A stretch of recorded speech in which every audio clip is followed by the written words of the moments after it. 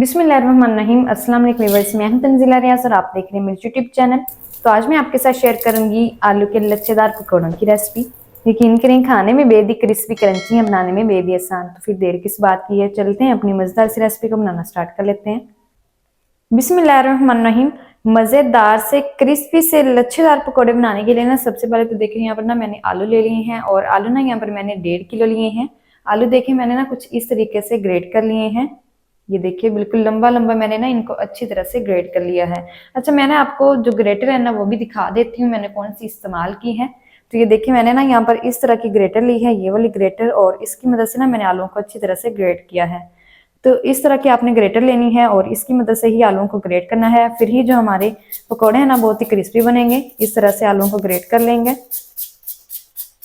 अच्छा, ये आलू जो मैं ग्रेट कर रही हूँ ना आपको दिखाने के लिए मैं ग्रेट कर रही हूँ कि हमने ना इसको किस तरह से ग्रेट करना है और कौन सी ग्रेटर से ग्रेट करना है। ये देखिए इसी तरह से ही आलू के जो लच्छे हैं ना वो आपने भी बनाकर तैयार करने हैं, फिर ही जो आपके पकौड़े हैं ना बहुत ही ज्यादा क्रिस्पी बनेंगे।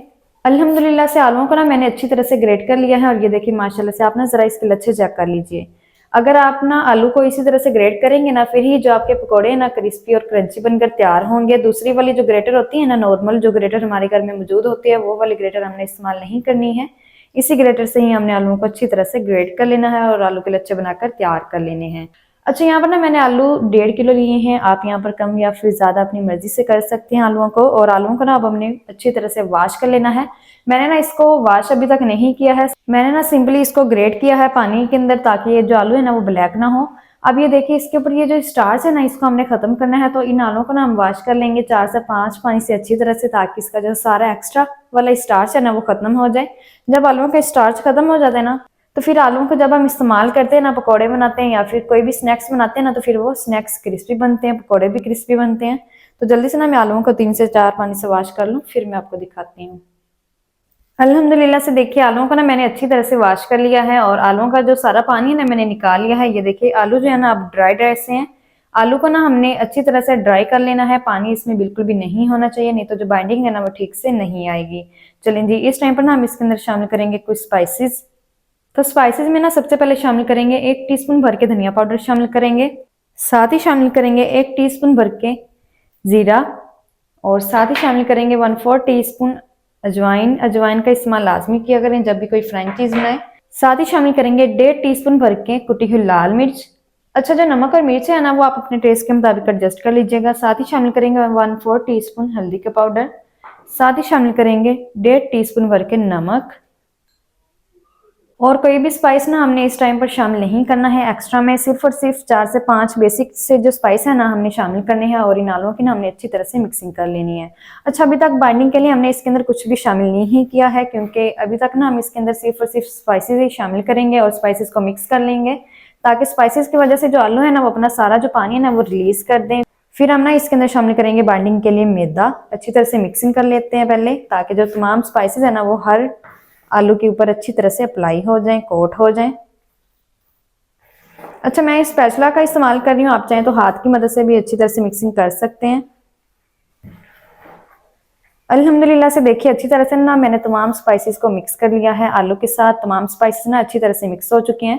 इन आलूओं को ना हमने छोड़ देना है तकरीबन 5 मिनट तक रेस्ट के लिए, ताकि जो आलू है ना अपना सारा पानी रिलीज कर दें। फिर हम ना इसके अंदर शामिल करेंगे बाइंडिंग के लिए मैदा या फिर कॉर्नफ्लावर। तो 5 मिनट के बाद फिर मैं आपको दिखाती हूँ। अल्हम्दुलिल्लाह से देखिए 5 मिनट तक ना मैंने इन आलूओं को रेस्ट दे लिया। ये देखिए अब ना आलूओं ने ना काफी सारा जो पानी है ना अपना रिलीज कर दिया है। अब हम ना इसके अंदर शामिल करेंगे बाइंडिंग के लिए मैदा और कॉर्नफ्लावर। तो सबसे पहले हम इसके अंदर शामिल करेंगे मैदा। तो मैदा ना देखिए यहाँ पर मैंने 1 कप लिया है, जिसको ना मैंने अच्छी तरह से पहले छान लिया है। मैदा शामिल करेंगे, साथ ही शामिल करेंगे कॉर्नफ्लावर। तो कॉर्नफ्लावर ना हम इसके अंदर शामिल करेंगे 1/4 कप। अच्छा, अगर आपके पास कॉर्नफ्लावर ना हो आप ना यहाँ पर चावल का आटा भी फिर इस्तेमाल कर सकते हैं या फिर अरारोट भी इस्तेमाल कर सकते हैं। कॉर्नफ्लावर से जो हमारे पकोड़े ना काफी ज्यादा क्रिस्पी बनेंगे। सेकंड, इससे जो बाइंडिंग है ना बहुत ही कमाल की आएगी, इसलिए लाजमी शामिल करना है। अगर ना हो तो आप यहाँ पर चावल का आटा इस्तेमाल कर सकते हैं। अच्छी तरह से ना अब हमने इनकी मिक्सिंग कर लेनी है। अच्छा, इस टाइम पर नमक और मिर्च वगैरह चेक कर लीजिएगा, अगर कम हो तो आप मजीद और भी शामिल कर सकते हैं। अच्छा, जितना मैंने आपको मैदा बताया है ना 1.5 किलो आलू के अंदर उतना ही शामिल करना है। अगर आप इसे ज्यादा कर देंगे ना तो पकौड़े ज्यादा फिर क्रिस्पी भी नहीं बनेंगे। तो इसलिए आपने ना क्वांटिटी का अच्छी तरीके से ख्याल रखना है। इनकी अच्छी तरह से मिक्सिंग करेंगे। अल्हम्दुलिल्लाह से देखिए मैंने ना अच्छी तरह से मिक्सिंग कर ली है। मैदा और कॉर्नफ्लावर जो है ना वो अच्छी तरह से मिक्स हो चुका है।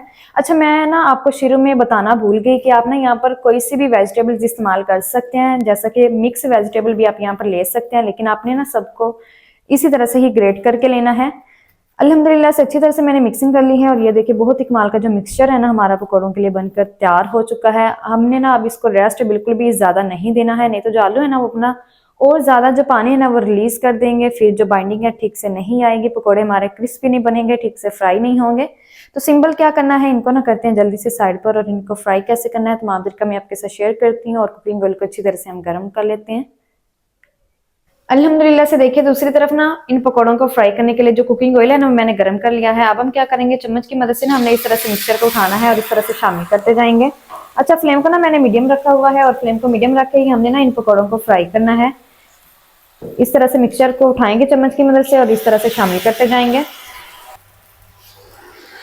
अच्छा, फोक की मदद से ना हमने इस मिक्सचर को शामिल करना है, फिर ये जो पकौड़े की शेप है ना बहुत ही कमाल की आएगी। इस तरह से शामिल करते जाएंगे। फ्लेम को मीडियम रखेंगे ना, फिर जो पकौड़े ना हमारे क्रिस्पी फ्राई होंगे, इसलिए फ्लेम को ना मैंने भी मीडियम रखा हुआ है, आपने भी फ्लेम को मीडियम ही रखना है। एक टाइम में जितने पीसेस आ जाएंगे उतने शामिल कर देंगे। अल्हम्दुलिल्लाह से देखिए एक टाइम में ना जितने पीसेस आ गए उतने मैंने शामिल कर दिए हैं। फ्लेम को ना मैंने मीडियम रखा हुआ है। मीडियम फ्लेम पर ना हमने इन पकौड़ों को 1 मिनट तक फ्राई होने देना है, छेड़ना बिल्कुल भी नहीं है। 1 मिनट के बाद हम इन पकौड़ों की साइड को चेंज करेंगे। तो 1 मिनट के बाद हमने ना अब इन पकौड़ों की जो साइड है ना वो इस तरह से चेंज कर देनी है, और उल्टे पुलटे हुए ना हमने इन पकौड़ों को मीडियम फ्लेम पर ही मजीद 2 मिनट तक और फ्राई कर लेना है। अभी से ये देखिए माशाल्लाह से जो हमारे पकौड़े ना बहुत ही ज्यादा क्रिस्पी और क्रंची हो चुके हैं। इनको ना हमने मजीद 2 मिनट तक और फ्राई करना है ताकि ये मजीद और अच्छी तरह से क्रिस्पी और क्रंची हो जाए। इसके लुक से ही आपको पता चल रहा होगा कि ये देखिए कितने क्रिस्पी फ्राई हो चुके हैं। इनको ना हमने मीडियम फ्लेम पर फ्राई करना है, फिर ही ये क्रिस्पी फ्राई होंगे। अगर आप फ्लेम को लो रखेंगे ना तो ये ढीले पड़ जाएंगे, इसलिए फ्लेम को आपने लो बिल्कुल भी नहीं रखना है। तो इन पकौड़ों को ना मैं मजीद और फ्राई कर लूँ, फिर मैं आपको दिखाती हूँ। अल्हम्दुलिल्लाह से देखिए इन पकौड़ों को ना अड़ते बुड़ते हुए ना मैंने मजीद 2 मिनट तक और फ्राई कर लिया है। माशाल्लाह से देखिए कितने कमाल के क्रिस्पी क्रंची जो हमारे पकौड़े ना फ्राई होकर रेडी हो गए हैं। ये देखिए इसके ऊपर अल्हम्दुलिल्लाह से कितना प्यारा गोल्डन सा कलर भी आ चुका है। तो सिंपल और कुछ नहीं करना, हम ना यहाँ पर लेंगे इस तरह की छलनी, और छलनी के अंदर ना हमने इन तमाम पकौड़ों को निकाल लेना है इस तरह से। माशाल्लाह से जरा आप इसकी लुक चेक कीजिए, कितने कमाल के क्रिस्पी और क्रंची फ्राई हो चुके हैं। तो माशाल्लाह ये देखिए कितने कमाल के क्रिस्पी क्रंची हमारे पकोड़े फ्राई होकर रेडी हो गए हैं। इनको ना हम निकाल लेते हैं। चलें जी, तमाम पीसेस को ना हम निकाल लेंगे। अल्हम्दुलिल्लाह से बहुत ही कमाल के क्रिस्पी क्रंची आलू के जो पकोड़े ना हमारे बनकर रेडी हो गए हैं। इसी तरह से जितना मिक्सचर रह गया ना सबके मैं पकोड़े फ्राई कर लूँ, फिर मैं आपको दिखाती हूँ इसका फाइनल लुक। बिस्मिल्लाहिर्रहमानिर्रहीम। तो माशाल्लाह अल्हम्दुलिल्लाह, तो माशाल्लाह से ये देखिए कितने क्रिस्पी और क्रंची पकोड़े हमारे बन चुके हैं।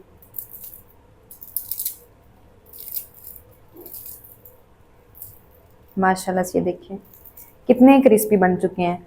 अच्छा, आप ना इनको केचप के साथ, रायते के साथ, चटनी के साथ, किसी भी चीज़ के साथ खा सकते हैं, बहुत ही मज़े के लगते हैं। तो माशाल्लाह जी ये थी हमारी आज की रेसिपी लच्छेदार पकौड़ों की। लच्छेदार पकौड़े मज़ेदार टेस्टी किस तरीके से बनाए जाते हैं तमाम तरीका आपके साथ शेयर कर दिया है।